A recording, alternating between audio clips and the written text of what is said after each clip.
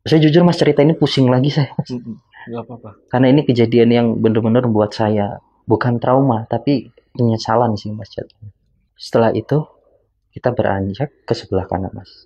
Istilahnya yang tertua tadi sudah asesmen, sudah melakukan pertolongan. Saya dibilang, Mas Raka, bisa diambil dari sebelah kiri mas. Tolong bantu dari sebelah sana. Siapa? Saya ambil dari sebelah kiri, jadi saya bersihkan cupnya dulu dari serpihan kaca-kaca itu. Saya kasih alas, saya masuk dari situ untuk memastikan bagaimana kondisi korban. Sesaat ketika saya center, saya lihat, wah ini udah meninggal ini. Tapi ternyata dia ngomong dengan terbata-bata ya mas ya, Mas, tolong, tolong. Tapi suara orang yang sudah kekurangan ya mas ya, tolong mas. Saya lihat lagi, ternyata masih hidup. Saya pegang nadinya, ternyata masih ada. Masih hidup. Saya langsung laporan, kita eksekusi sekarang. Kita harus cepat, kita ada butuh waktu. Karena ini parah. Nah, ini kita lakukan proses evakuasi mas. Di proses evakuasi itu mas, kita bisa buka pintu belakang, sebelah kanan, kita kaget mas. Kita pikir besi HB-nya itu kan tertusuk hanya begini aja mas. Gitu. Tapi ternyata tidak mas. The feeling nih. Tembus sampai di belakang jok mobil. Tuh kan.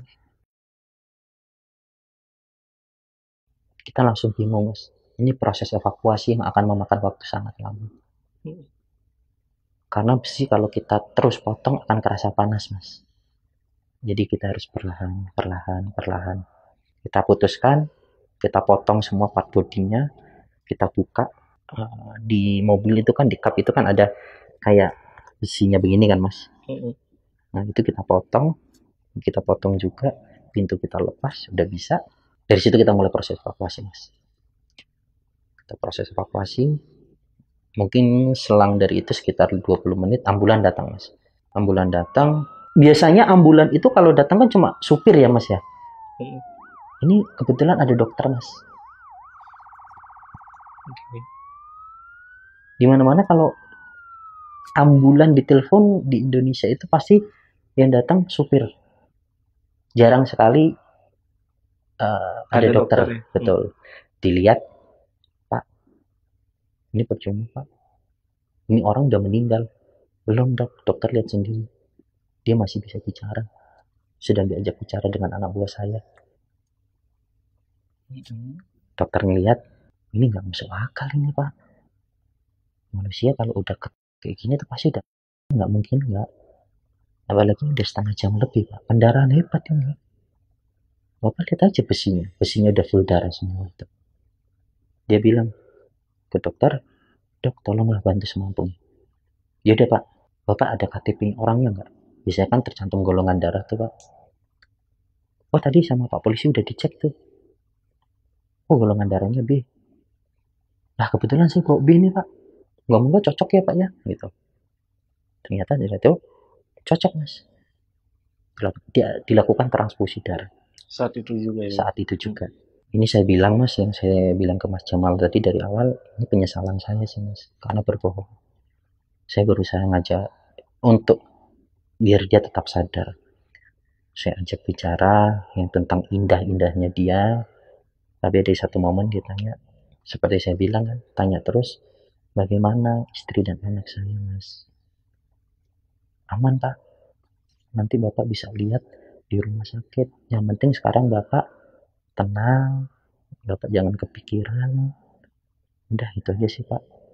Pasti nanti Bapak ketemu kok sama keluarga Bapak. Habis itu memang niat saya agar beliau tenang, agar beliau rileks. Wajar kok mas, wajar. Dan itu menghantui saya sampai detik ini mas. Sesudah itu kita udah potong, berhasil dievakuasi mas. Berhasil dievakuasi, seperti biasa kan kita balikin alat-alat, kita nyari-nyari part bodinya yang masih ketinggalan ya mas ya gitu. Sudah habis dari itu kita balik pulang. Kita balik pulang, ketua saya dapat telepon, Mas, korban meninggal di jalan, Mas. Saya dengar itu, benar Mas, saya langsung lemes, Mas. Mungkin dulu saya sering bohong, suka bohong, banyak yang nggak saya sesalin, tapi kebohongan ini yang saya sesalin, Mas. Saya benar-benar, setelah kejadian itu selesai, kita kembali seperti biasa, Mas. Besoknya saya nggak satu tim nih, Mas, tapi kebetulan yang tim saya itu beberapa orang ada yang di sana. Tapi nggak tahu kenapa kita satu tim lagi main gitu, Mas, di kantor. Ngopi-ngopi biasa aja gitu. Kita mau pulang kan. Nah, udah deh, nanti dulu lah, kita santai-santai dulu lah. Jam 10 malam, tiba-tiba hujan, Mas. Waduh, hujan. Nggak jadi pulang nih kita. Udah tidur di dalam. Biasa, Mas, kita ngobrol-ngobrol, sharing-sharing tentang ilmu, begitu dan sebagainya. Dan final chapternya, tiba-tiba diketok, Mas. Ketokannya lebih keras. Kayak polisi mau dobrak rumah tersangka. Wah, ini benar kita semua takut, Mas. Takut. Kita berani-beraniin keluar.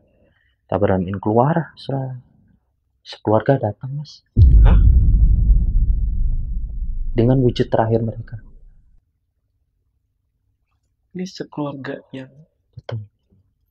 korban itu Betul. datang. Keluarganya almarhum datang, masih nggak takut kita, Mas. Ini yang almarhumnya, Mas, yang datang soalnya. Itu yang nyaksiin berapa orang? Maksudnya dari tim? Semua, satu tim. Sampai semuanya melongo. Saya ngeliat dari yang anak kecil nggak takut, Mas, karena wujudnya masih normal. Begitu ada kesananya, udah nggak bisa diomong. Berjejer, Mas, kayak orang mau foto keluarga. Gitu. Benar-benar depan pintu. Dari anak, istri, suami. Depan pintu. Betul. Bukan depan pintu banget nih, Mas. Jadi ini kayak pintu nggak kesana, Mas. Kita berani-beraniin, Mas, nanyain apa maksudnya kok bantuin kita. Di situ saya yang paling takut, Mas. Saya takutnya almarhum yang suaminya marah karena saya bohong. Di situ saya benar-benar takut. Udah benar-benar gitu, Mas. Udah deh. Benar, kalau saya ingat-ingat itu saya takut dan saya mau nangis, Mas. Ternyata yang pertama almarhum menyampaikan terima kasih sudah dipersatukan semua, Mas.